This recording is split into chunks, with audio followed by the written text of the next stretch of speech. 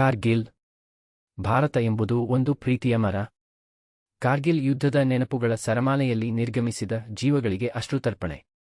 July 26 Kargil ಯುದ್ಧದ ಕಾರ್ಮೋಡ ಸರಿದ ದಿನ. ಕಳೆದ ವರ್ಷ ಕಾರ್ಗಿಲ್ ಯುದ್ಧ ನಡೆದ ಕಾಶ್ಮೀರದ ಆ ಹಿಮಾಚ್ಛಾದಿತ ಪ್ರದೇಶದಲ್ಲಿರುವ ಹುತಾತ್ಮ ಯೋಧರ ಸ್ಮಾರಕ ಸ್ಥಳಕ್ಕೆ ಭೇಟಿ ನೀಡಿದೆ.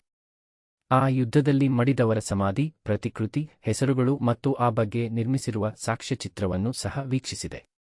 ಅತ್ಯಂತ ಕಡಿಮೆ ಆಮ್ಲಜನಕ -°C ಕೊರೆಯುವ ಚಳಿ, ಕಣ್ಣ ನೋಟಕ್ಕೆ ನಿಲುಕದಷ್ಟು ಎತ್ತರದ ಪರ್ವತಗಳು ಮತ್ತು ಆಳದ ಪ್ರಪಾತಗಳ ನಡುವೆ ಮನುಷ್ಯ ಜೀವಿ ಶತ್ರುಗಳೊಂದಿಗೆ ಹೋರಾಡುವುದನ್ನು ಕಲ್ಪಿಸಿಕೊಳ್ಳುವುದು ಸಾಮಾನ್ಯರಿಗೆ ಸಾಧ್ಯವಿಲ್ಲ. ಅಷ್ಟು ಭಯಾನಕ ಪ್ರದೇಶವದು.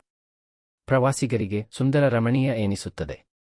ಆದರೆ ಜೀವದ ಹಂಗು ತೊರೆದು ಹೋರಾಡುವ ಯೋಧರಿಗೆ ಸೈನಿಕರ ಸಾಹಸಗಾಥೆಗಳು ರೋಮಾಂಚನ ಮತ್ತು ಅಭಿಮಾನ ಮೂಡಿಸುವಂತೆ ಇರುತ್ತದೆ. ನಿಜ, ಹಾಗೆಯೇ ಅವರ ಸಾವು ನೋವುಗಳು ಒಡಲಾಳದಲ್ಲಿ ಕರುಳು ಕಿವುಚಿದಂತಾಗುತ್ತದೆ. ಅವರು ಬದುಕಿದ್ದಿದ್ದರೆ? ಆದ್ದರಿಂದ ಅದನ್ನು ವಿಜಯೋತ್ಸವ ಎಂದು ಕರೆಯಲು ಮನಸ್ಸು ಹಿಂಜರಿಯುತ್ತದೆ. ಆ ಯುದ್ಧದಲ್ಲಿ ಕೇವಲ ಭಾರತದ ಸೈನಿಕರು ಮಾತ್ರವಲ್ಲ, ವಿರೋಧಿ ಪಡೆಯ ಇನ್ನೂ ಹಲವಾರು ಜನರು ಸತ್ತಿದ್ದಾರೆ. ಸಾವಿನ ಆಟ ವಿಜಯೋತ್ಸವ ಆಗುವುದಿಲ್ಲ, ಆದರೂ ಸಾಮಾನ್ಯ ಮನಸ್ಥಿತಿಯಲ್ಲಿ ಆ ಘಟನೆಗಳನ್ನು ನೋಡೋಣ. ಭಾರತ ಎಂಬುದು ಒಂದು ಪ್ರೀತಿಯ ಮರ. ಕಾರ್ಗಿಲ್ ಯುದ್ಧ. ಮೇ 3, ಜುಲೈ 26, 1999. ಭಾರತದ ಜಯ, ಪಾಕಿಸ್ತಾನದ ಸೋಲು, ಪಾಕಿಸ್ತಾನದ್ದೇ ಕುತಂತ್ರ.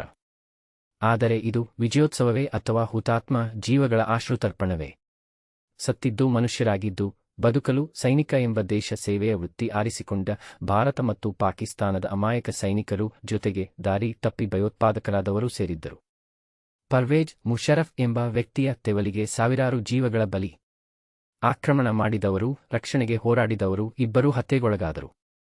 ಗೌರವಪೂರ್ವಕವಾಗಿ ಸತ್ತ ಸೈನಿಕರನ್ನು ಹುತಾತ್ಮರು ಎಂದು ಎರಡೂ ದೇಶದ ಜನ ಕರೆಯಬಹುದು. ಆದರೆ ಅವರನ್ನು ಮತ್ತೆ ಮರಳಲಾಗದ ಲೋಕಕ್ಕೆ ನಾವೇ ಕಳುಹಿಸಿದೆವು. ಭಾರತೀಯರಾದ ನಾವು ಇದನ್ನು ಸಂಭ್ರಮದಿಂದ ವಿಜಯೋತ್ಸವ ಎಂದು ಆಚರಿಸುತ್ತೇವೆ. ಪಾಕಿಸ್ತಾನಿಯರು ಇದನ್ನು ಮರೆಯಲು ಪ್ರಯತ್ನಿಸುತ್ತಾರೆ. ಆದರೆ ಆ ಘಟನೆಯಲ್ಲಿ ಸತ್ತ ಯೋಧರ ತಂದೆ, ತಾಯಿ, ಮಗ, ಮಗಳು, ಅಣ್ಣ, ತಂಗಿ, ತಮ್ಮ ಗೆಳೆಯ ಮುಂತಾದವರು ನೆನಪಿನ ನೋವಿನಿಂದ ನರಳುತ್ತಾರೆ, ಮುದುಡುತ್ತಾರೆ. ಮಹಾಭಾರತದಲ್ಲಿ ವ್ಯಾಸರು ತುಂಬಾ ಸೂಕ್ಷ್ಮವಾಗಿ ಮತ್ತು ಮಾರ್ಮಿಕವಾಗಿ ಇದನ್ನು ಚಿತ್ರಿಸಿದ್ದಾರೆ. ಯುದ್ಧವನ್ನು ಸಂಪೂರ್ಣ ಗೆದ್ದ ಪಾಂಡವರು ಅದರ ಸಾವು ನೋವಿನ ಭೀಕರತೆಗೆ ಮನನೊಂದು ವೈರಾಗ್ಯದಿಂದ ತಮ್ಮ ಉತ್ತರಾಧಿಕಾರಿಗಳಿಗೆ ರಾಜ್ಯವನ್ನು ಒಪ್ಪಿಸಿ ತೀರ್ಥಯಾತ್ರೆಗೆ, ಸ್ವರ್ಗಕ್ಕೆ ಹೊರಡುತ್ತಾರೆ. ಅವರು ಆ ಯುದ್ಧದ ವಿಜಯವನ್ನು ಸಂಭ್ರಮಿಸುವುದಿಲ್ಲ, ಏಕೆಂದರೆ ಯುದ್ಧ ಒಂದು ಘರ್ಷಣೆ, ಯುದ್ಧ ಒಂದು ಸಾವಿನ ಆಟ, ಯುದ್ಧ ಒಂದು ದುರಂತ, ಯುದ್ಧ ಒಂದು ಅಹಂಕಾರ, ಯುದ್ಧ ಒಂದು ದುರಾಸೆ, ಯುದ್ಧ ಒಂದು ಪಾಠ, ಯುದ್ಧ ಒಂದು ಅನುಭವ, ಯುದ್ಧ ಒಂದು ರಕ್ಷಣಾ ವ್ಯೂಹ, ಯುದ್ಧ ಒಂದು ಅನಿವಾರ್ಯ ಕರ್ತವ್ಯ. ಸಂಭ್ರಮಕ್ಕಿಂತ ಸಹಾನುಭೂತಿಯೇ ಹೆಚ್ಚು ಪರಿಣಾಮಕಾರಿ. ಯುದ್ಧ ಮಾಡಿದವರು ನಾವಲ್ಲ, ಯುದ್ಧ ಗೆದ್ದವರು ನಾವಲ್ಲ, ಅದು ಸೈನಿಕರು. ನಾವೇನಿದ್ದರೂ ಅದರ ಫಲಾನುಭವಿಗಳು ಮಾತ್ರ. ದುಷ್ಟ ಪರ್ವೇಜ್ ಮುಷರಫ್ ಎಂಬುವವನ ಅಧಿಕಾರ ದಾಹಕ್ಕೆ ಶಾಶ್ವತ ಗಾಯಗಳಾದ, ಶಾಶ್ವತ ಶವಗಳಾದ ಪಾಕಿಸ್ತಾನ ಮತ್ತು ಭಾರತದ ಸೈನಿಕರನ್ನು, ಅವರ ಪ್ರೀತಿ ಪಾತ್ರರನ್ನು ಮೌನದಿಂದ ನೆನೆಯುತ್ತಾ. ಸತ್ತವರು ಭೂಮಿಯ ಮೇಲಿನ ಮನುಷ್ಯ ಪ್ರಾಣಿಗಳು. ಉಳಿದದ್ದೆಲ್ಲ ಅವನ ಭ್ರಮೆ ಮತ್ತು ಸ್ವಾರ್ಥ. ಮನುಷ್ಯ ಕುಲಂ ತಾನೊಂದು ವಲಂ.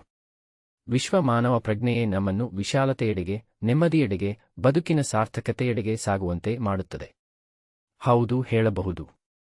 ಭಾರತ ಗೆದ್ದಿತು, ದುಷ್ಟ ಪಾಕಿಸ್ತಾನ ಸೋತಿತು. ಅದರ ನೆನಪಿನಲ್ಲಿ ಸಂಭ್ರಮ ಆಚರಿಸಿ. ಅದಕ್ಕೆ ಸಾಕಷ್ಟು ಜನರು ಚಪ್ಪಾಳೆ ಹೊಡೆಯಬಹುದು. ಆದರೆ ಈ ದಿನದ ನೆನಪುಗಳು ಸಾರ್ಥಕವಾಗುವುದು ಮುಂದೆ ಯುದ್ಧವಾಗದಂತೆ ತಡೆದು ಸೈನಿಕರು ಸಾಯದಂತೆ ತಡೆಯುವ ಮಾರ್ಗಗಳ ಹುಡುಕಾಟದಲ್ಲಿ ಮಾತ್ರ. ದೇಶದ ರಕ್ಷಣೆ ಬಹಳ ಮುಖ್ಯ, ಇದೇ ಬಹುದೊಡ್ಡ ಸತ್ಯ. ಅದಕ್ಕೆ ಬಲಶಾಲಿಗಳಾಗಬೇಕು, ನಿಜ. ಆದರೆ ಯಾರು ಬಲಶಾಲಿಗಳು, ಎಷ್ಟು ಬಲಶಾಲಿಗಳು, ಯಾವುದರಲ್ಲಿ ಬಲಶಾಲಿಗಳು, ಆ ಬಲಶಾಲಿಗಳು ಎಷ್ಟು ಶಾಶ್ವತ ಎಂಬ ಕಾಡುವ ಪ್ರಶ್ನೆಗೆ ಒಂದು ಮರಕ್ಕಿಂತ ಮತ್ತೊಂದು ದೊಡ್ಡ ಮರ ಬೆಳೆಯುತ್ತಲೇ ಇರುತ್ತದೆ. ಪ್ರತಿ ಮರವೂ ತಾನೇ ಬಲಶಾಲಿ ಎಂದು ಕೊಳ್ಳುತ್ತದೆ. ಆದರೆ ದ್ವೇಷದ ಮರ ತನ್ನ ಅಹಂನಿಂದಲೇ ನಾಶವಾಗುತ್ತದೆ. ಪ್ರೀತಿಯ ಮರ ಬೆಳೆಯುತ್ತಲೇ ಇರುತ್ತದೆ. ಭಾರತ ಎಂಬುದು ಒಂದು ಪ್ರೀತಿಯ ಮರ. ಪ್ರಬುದ್ಧ ಮನಸ್ಸು, ಪ್ರಬುದ್ಧ ಸಮಾಜ, ಜನರ ಜೀವನಮಟ್ಟ ಸುಧಾರಣೆಯ ಗುರಿಯೊಂದಿಗೆ ಮನೆಗಳಲ್ಲಿ, ಮತಗಳಲ್ಲಿ ಪರಿವರ್ತನೆಗಾಗಿ ಮನಸ್ಸುಗಳ ಅಂತರಂಗದ ಚಳವಳಿ. ವಿವೇಕಾನಂದ. HK 9844013068